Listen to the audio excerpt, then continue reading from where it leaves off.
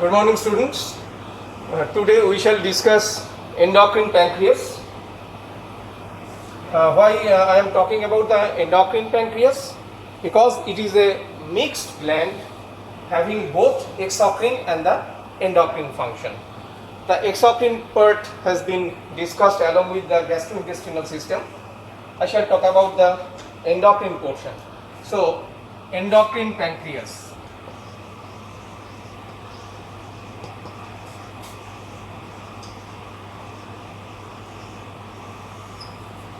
Now you know quite well, at the tail of the pancreas is having different parts, head, neck, body and the tail. At the tail of the pancreas, there are numerous islets. Islets mean islands of cells, and these islets are known as islets of Langerhans.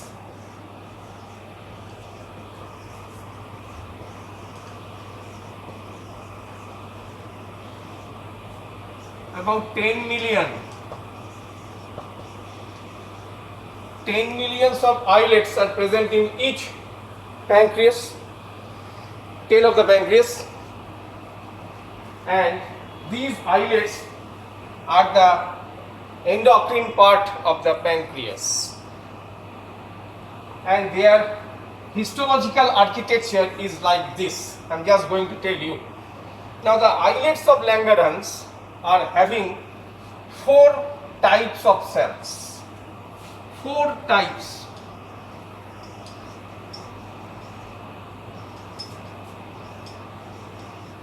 Four types of cells, endocrine cells. A type, B type, D type and F type. There are 4 different types of endocrine cells in the pancreas, and they secrete different hormones. Now, so far as the A is concerned, it is about 25% of all cells secreting glucagon hormone. Now, the B is 60%. Majority of the cells are the B cells of the islets of Langerhans, and you know quite well they release insulin, the most important hormone for our survival. Insulin.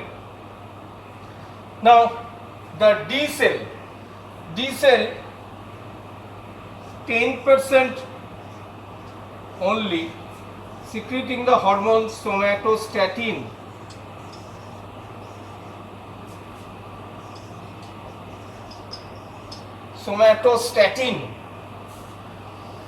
And F only 5% secreting pancreatic polypeptide.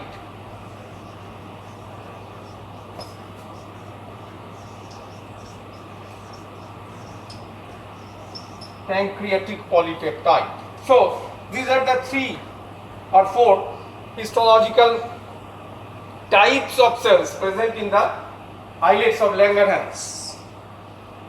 A 25% glucagon, B 60% insulin, the most important thing, D 10% somatostatin, and F 5% pancreatic polypeptide. We shall discuss the most important hormone, insulin, first.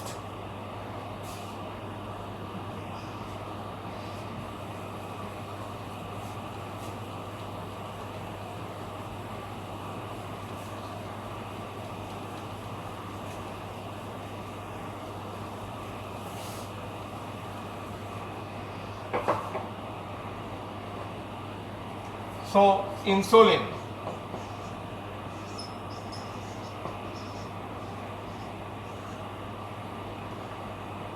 Now, insulin is a polypeptide hormone which is having 2 chains in its structure and is derived from its precursor molecule known as proinsulin. So proinsulin to insulin.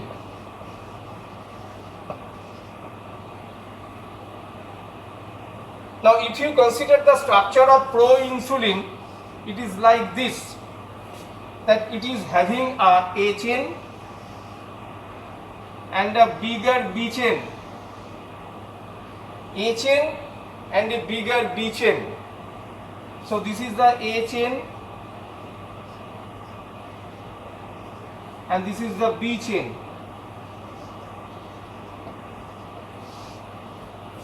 Connected by disulfide linkages.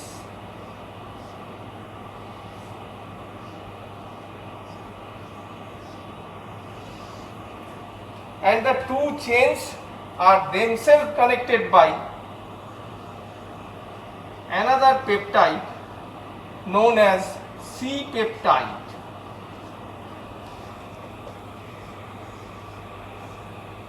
So if you consider the structure of proinsulin molecule, it is like this: A chain and the B chain. A chain is the shorter, B chain is the longer. Both the chains are connected to each other by disulfide linkage, which are 2 in number, and there is another disulfide linkage between the different amino acids of A chain itself, and that completes the structure of proinsulin with the connecting peptide or C-peptide. So whenever the proinsulin is there into the B cells of the islets of Langerhans, it remains as proinsulin, which is coupled with zinc ion. This proinsulin is coupled with zinc ion inside the beta cell granules or B cell granules. So whenever there is necessity, there is stimulus to the B cell, this proinsulin is broken down into insulin, liberating the C-peptide. Very important from the clinical viewpoint, this C-peptide. The C-peptide is broken, and if it is broken, then this proinsulin is converted into insulin. So the insulin is a polypeptide having 2 chains, A chain and the B chains, connected by 2 disulfide linkages. They are derived from proinsulin, which contains a connecting peptide or C-peptide. Whenever the proinsulin is converted to insulin, this connecting peptide vanishes over there, and the insulin comes as a polypeptide having 2 chains, that is the A chain and the B chain. Now, along with release of each insulin molecule, there is also a release of the C-peptide. This is very, very important. That means the C-peptide in the circulation indicates the status of insulin secretion from the islets of Langerhans. Very, very important from the clinical viewpoint.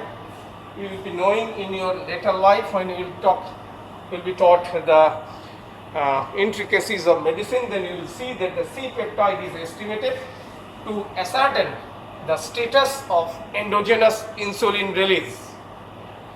Is this clear? However, so this concept up till now is okay. So that is about the insulin molecule, how it is released from the B cells, what is proinsulin, what is C-peptide, and what is the significance of the C-peptide. The significance is the C-peptide level in the circulation indicates the status of endogenous insulin release from the B cells of the islets of Langerhans. Is this clear? Now we will go for the control of insulin secretion. Control of secretion. So many factors are there. Number 1 is glucose.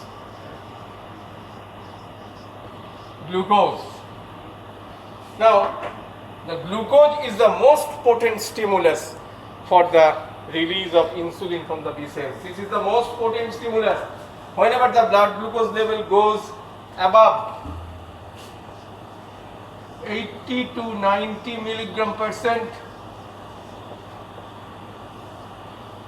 then there is increased synthesis and release of insulin from the B cells. So glucose is the most potent stimulus. If the blood sugar level rises, there will be release of insulin from the B cells of the islets of Langerhans, and the blood sugar level up to 80 to 90 milligram percent, whenever it is there, there is increased synthesis and secretion of insulin from the B cells. The second one is the amino acid.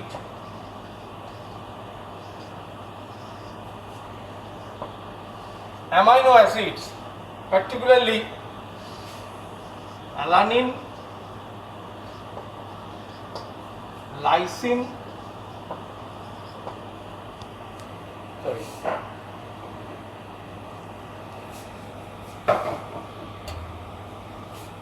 phenylalanine, lysine and arginine. So phenylalanine, lysine and arginine, particularly these three amino acids are very potent stimuli for the B cells to release insulin. So the amino acids are important controller of B cell activity. The third one, very important, is the gastrointestinal tract hormones, GIT hormones, of which the most important is the GIP, gastric inhibitory peptide, gastrin and CCK, that is cholecystokinin. So these three GIT hormones are very potent stimulus for the release of insulin from the B cells. That whenever food goes into the gastrointestinal tract, there is release of these hormones, particularly the gastric inhibitory peptide, which immediately mixes into the circulation and goes to the B cells of the islets of Langerhans and stimulates the release of insulin from there. Gastric inhibitory peptide. That's why the another name of gastric inhibitory peptide is glucose dependent insulinotropic polypeptide. Glucose dependent insulinotropic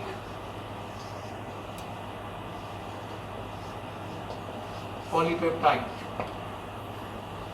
Glucose dependent insulinotropic polypeptide. Why?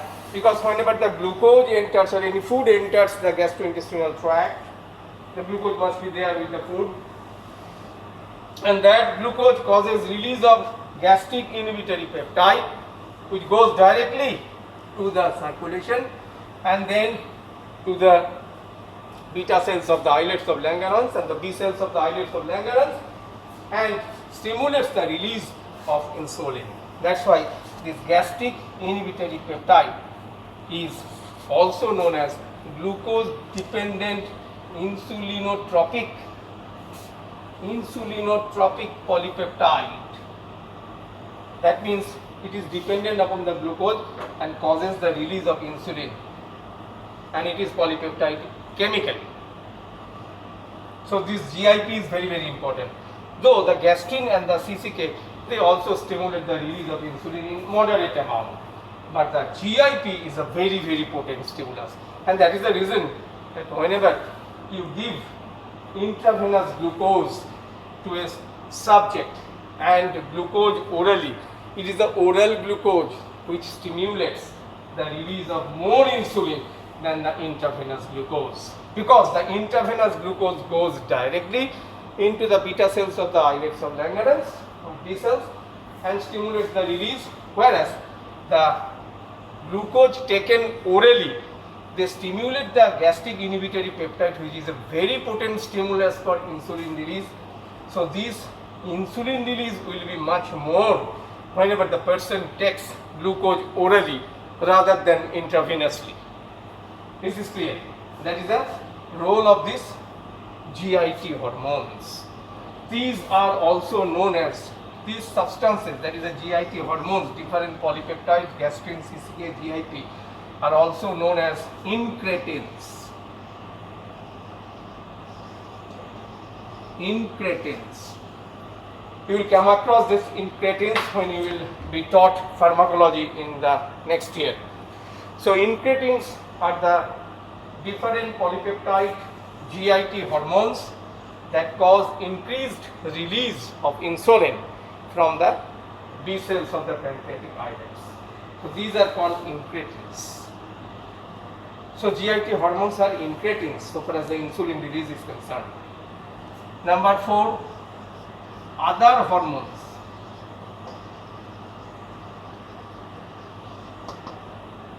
Other hormones. So number 4 I am also writing over here. Other hormones.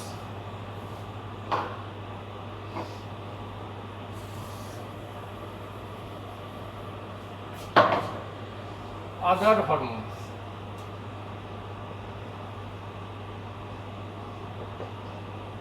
Glucagon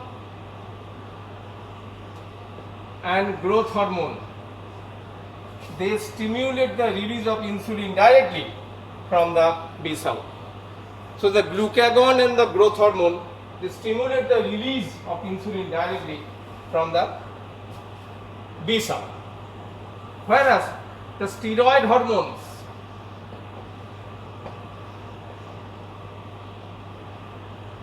along with parathyroid hormone, they inhibit the action of insulin on target tissue.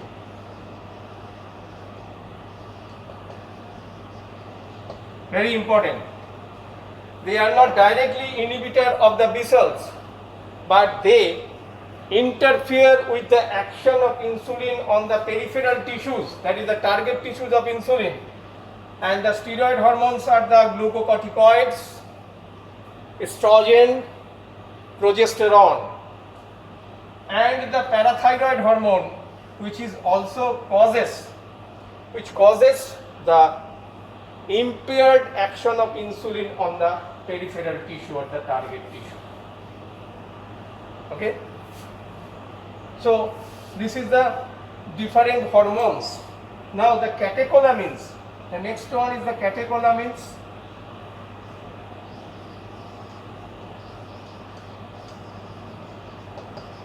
That is epinephrine and norepinephrine, or adrenaline and noradrenaline. They have got direct inhibitory action on the B cell and thereby prevents the release or inhibits the release of insulin from the B cell. Catecholamines, that is the epinephrine and the norepinephrine. So the other hormones, glucagon and growth hormone, they are the stimulant of insulin release. Steroid hormones, they interfere with the action of insulin on its target tissues, and the catecholamines, they directly inhibit the release of insulin from the B cell of the islets of Langerhans. So these are the effects of other hormones. GIT hormones, other hormones. These are all very, very important things, you must remember.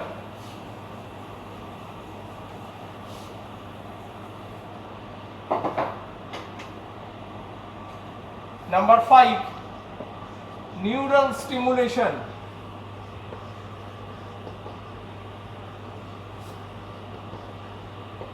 Neural stimulation, sympathetic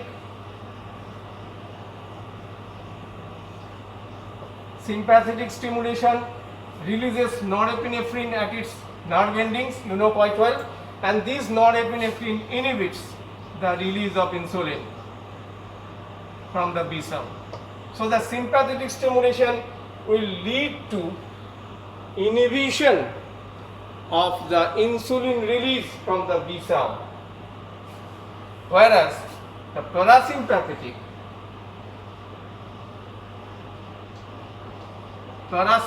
stimulation increased insulin release from the B cell, increased release of insulin from the B cell. So sympathetic stimulation will decrease the release of insulin from the B cell. Parasympathetic stimulation will increase the release of insulin from the B cell. This is the neural influence on insulin control.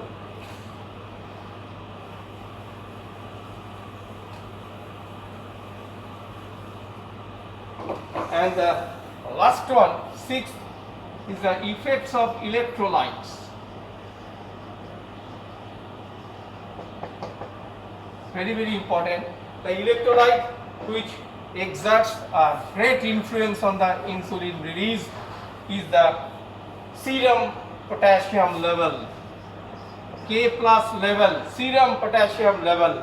If the potassium level is high in the plasma or serum, then it will stimulate the release of insulin, and the insulin will cause the entry of potassium inside the cell, so that the serum potassium level goes down. What is happening? Now K plus is high. I will discuss this later on when action will be taken. So K plus level is high in blood, serum K plus level is high, known as hyperkalemia. So when there will be hyperkalemia,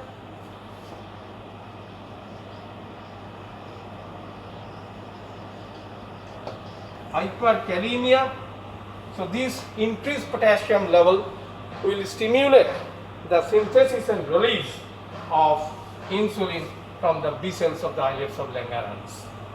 Right? So another important stimulus is the electrolytes, particularly the potassium. So that is all about the controlling factors. There are 6 controlling factors. You must remember all these factors.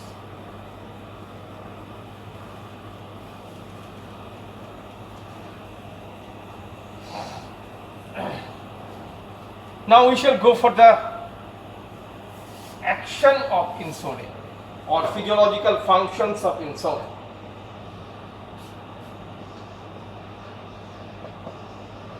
Actions of insulin.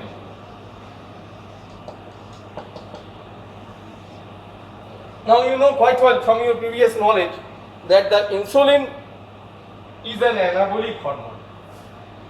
Anabolic means it produces the stored form of carbohydrate, produces the stored form of fat, produces the stored form of protein, and that's why it is called anabolic.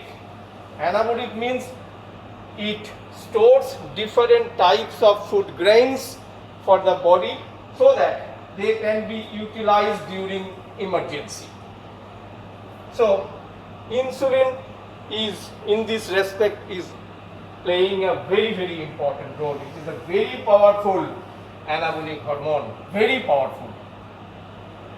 So what are the basic actions of insulin? So if you consider the basic action of insulin, it is of 3 types. Number 1, glycolysis.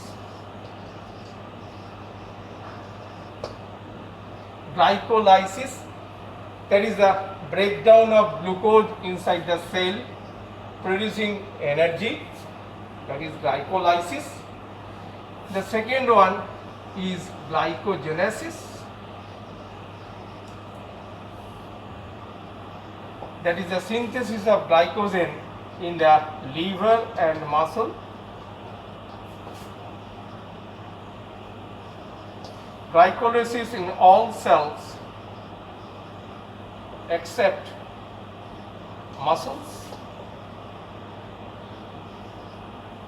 Now remember, this glycolysis is important for the generation of the high energy phosphate ATP, which gives energy to the tissue concerned for its different physiological actions. Now glycogenesis is the storage of glucose in the form of glycogen, particularly in the liver and the muscle. The third one is the lipogenesis.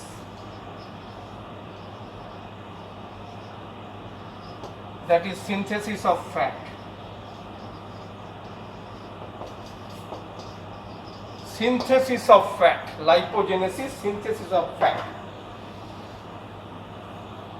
Now, the question comes, the second and third are definitely reflecting the anabolic nature of insulin. That is, it is synthesizing and storing glycogen, it is synthesizing and storing fat.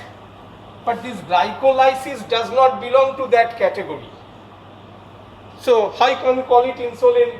An overall anabolic hormone? We can call it, because the glycolysis leads to production of some substances. I am just going to the fat metabolism later on. Glycolysis is responsible for producing some substances or substrates rather, which are responsible for the synthesis of fat in the adipose tissue, or in the liver first, followed by adipose tissue. And that's why this glycolysis ultimately helps in the synthesis of fat. And that's why the glycolysis can be taken as one of the anabolic functions of insulin. This is very, very important. Now let us see the effect of insulin on carbohydrate metabolism. Carbohydrate metabolism. So, actions of insulin on carbohydrate.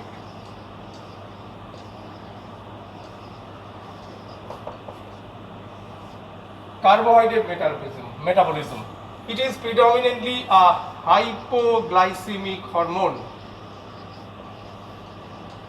Hypoglycemic hormone.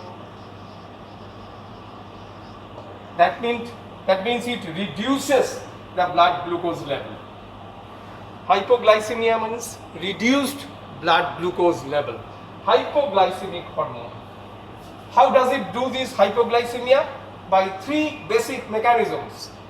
One is it causes increased entry of glucose from the blood into the muscle cell, liver cell and the fat cell. So increased entry of glucose into muscle cell, fat cell and liver cell. Increased glucose entry into muscle, fat and the liver cells. So it reduces the blood glucose level. This is number one mechanism of hypoglycemia. The second important mechanism of hypoglycemia, that it prevents or decreases the breakdown of glycogen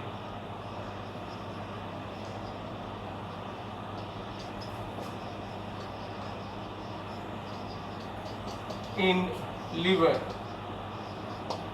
Glycogen breakdown in the liver it prevents. And third one, it causes increased synthesis of glycogen. One is prevention of breakdown, another is increased synthesis of glycogen in liver and muscle. Very, very important. Liver and muscle. So, liver and the muscles are the very important storehouses of glycogen, and that is done by insulin, because the insulin stimulates the enzyme glycogen synthetase.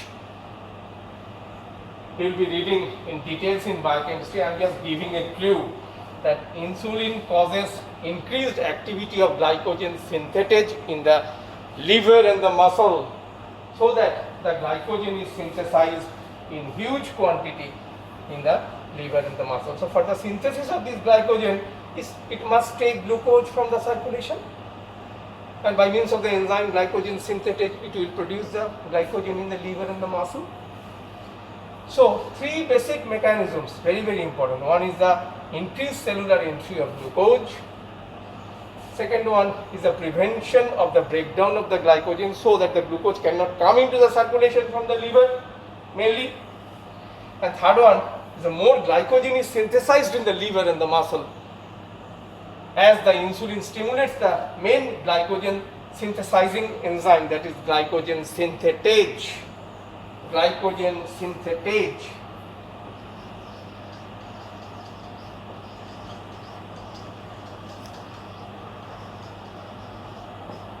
Synthetase.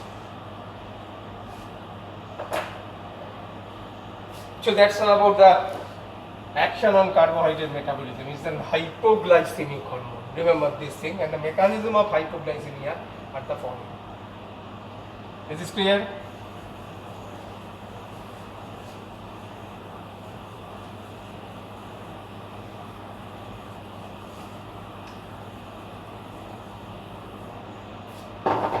Now next comes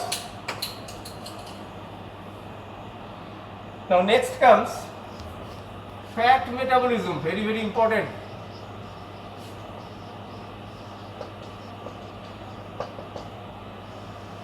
Fat metabolism is very important. Now,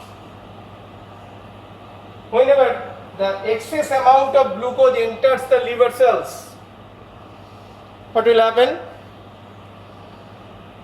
So first it will be converted to glycogen and will be stored over there. If more and more glucose enters into the liver, so the liver will convert that excess glucose into fatty substances. This is very important, and that's the reason that more carbohydrate you take than what is required, than what is needed by your system, then you will definitely get fatter, no doubt about it. More amount of fat will be synthesized. If the glycogen synthesis is saturated, then the additional glucose will be converted to fat in the liver. And the substrate for the synthesis of fat is two important things. One is acetyl-CoA, coenzyme A, then glycerol 3-phosphate,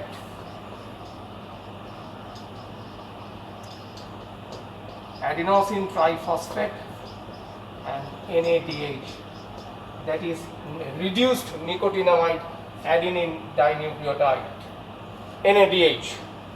So these are the 4 substances which are derived from glycolysis.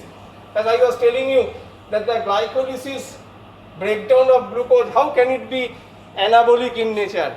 Here you can find the answer that after the glycolysis there will be production of some precursors of fat synthesis. They are mainly acetyl-CoA and glycerol 3-phosphate coupled with adenosine triphosphate and NADH. They synthesize huge amount of fat in the liver which is converted to VLDL, very low density lipoprotein, and is released into the circulation. So all these reactions are taking place in the liver from the excess glucose. So the VLDL will be released very low density lipoprotein. That means though it is very low density, it contains huge amount of fat. The density varies inversely with the amount of fat. So that's the reason that this VLDL is released into the circulation, and in the circulation it is acted upon by another enzyme known as lipoprotein lipase, and this enzyme is stimulated by insulin. So whenever this VLDL is released into the circulation, this lipoprotein lipase being stimulated by insulin is released into the circulation, and the lipoprotein lipase converts VLDL to fatty acid. free fatty acid plus glycerol. This free fatty acid and glycerol, they both are transported into the adipose tissue or fatty tissue, adipose tissue,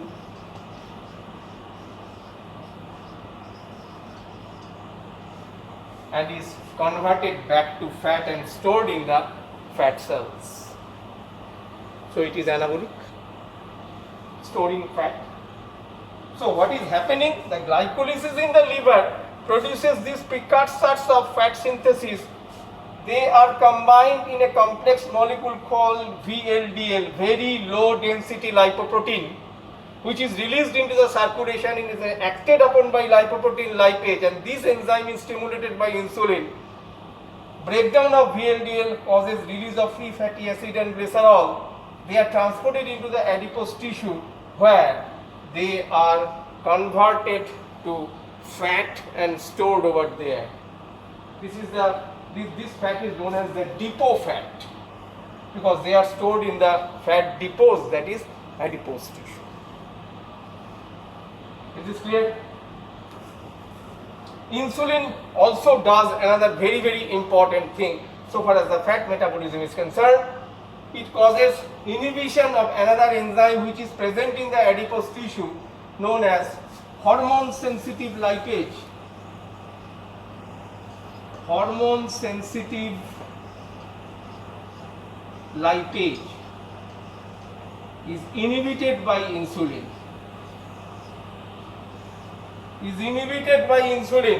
What is the function of this hormone sensitive lipase?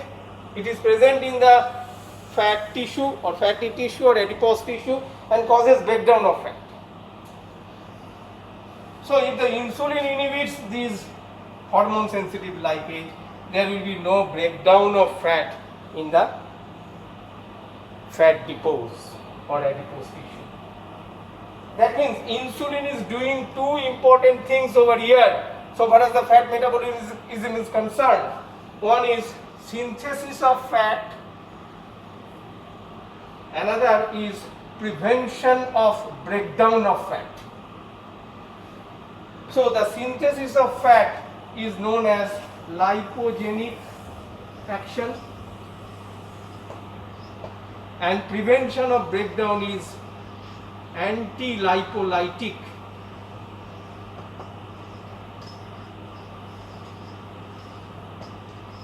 So these two things you must remember so far as the fat metabolism is concerned.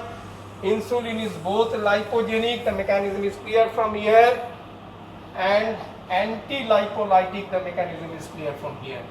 So the lipoprotein lipase is responsible, being stimulated by insulin for the lipogenic action, and inhibition of the hormone sensitive lipase is responsible for the anti-lipolytic action of insulin.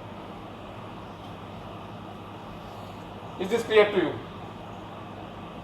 So in this sense, this is an anabolic hormone, no doubt about it, because it stores fat, prevents the breakdown of fat simultaneously by acting differently on two different enzymes. One is the lipoprotein lipase stimulated by insulin, another is hormone sensitive lipase inhibited by insulin. It's clear, I think.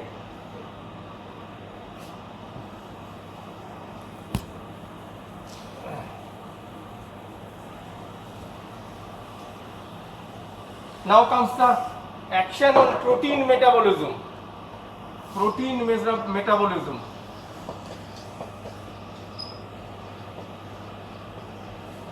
So we talked about the general anabolic action, protein metabolism. Here also the anabolic property will be manifested. The insulin's anabolic property will be manifested. Insulin causes increased cellular entry of amino acid and thereby causes synthesis of protein. So it is protein anabolic.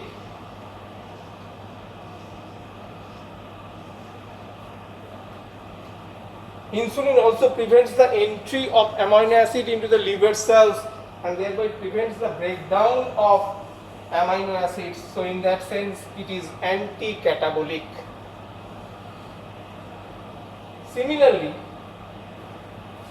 as if we have seen in the case of fat metabolism that the insulin is lipogenic and anti-lipolytic, so far as the protein metabolism is concerned, insulin causes increased cellular entry of protein by increasing the number of protein transporters like that of the glucose transporters in the cell membrane, and thereby increased amount of protein, the amino acids are entering the cell, and thereby it causes increased synthesis of protein by causing increased mRNA translation.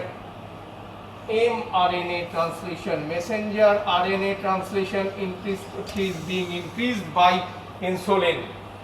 So not only it is causing the increased cellular entry of amino acids, simultaneously it is stimulating the messenger RNA so that new proteins are synthesized. It is causing at the same time the prevention of breakdown of protein already present inside the cell. So it is anabolic and anti-catabolic.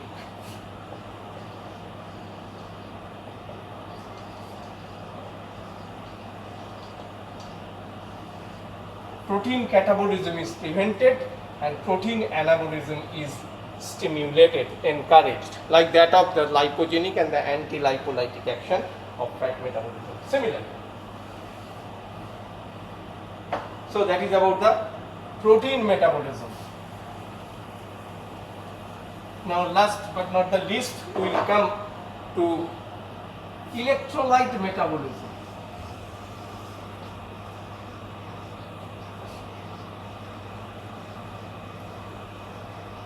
The electrolyte which is very susceptible to the action of insulin is potassium. As I told you earlier, that it is one of the important regulators of insulin release from the islets of Langerhans. When the serum K plus level becomes very high, then what happens? Then insulin is released, and insulin causes increased cellular entry of K plus.